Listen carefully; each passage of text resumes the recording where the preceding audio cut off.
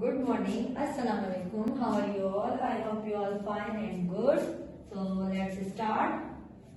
Subject your math and topic your right missing numbers backward 100 to 51.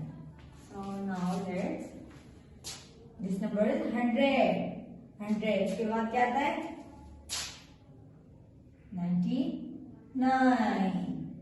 And this number is 98. 98 के बाद 97. 96 के बाद 95.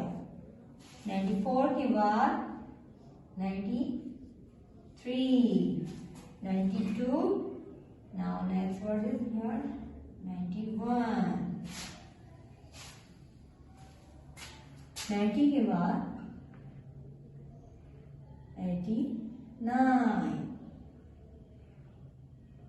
88. 87 लिखा है and this box is missing word 86. 85 के बाद 84. 83 के बाद 82. This number is 81. 80. 79. 77. 75. 74 के बाद 73.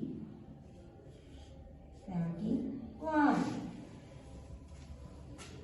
70 के बाद क्या आएगा? 69. 68.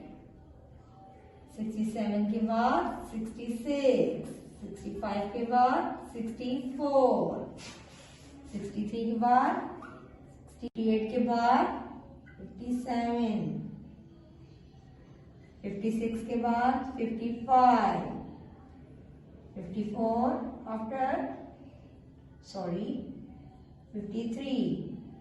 52. Now last word is 51. Thank you. Allah Hafiz.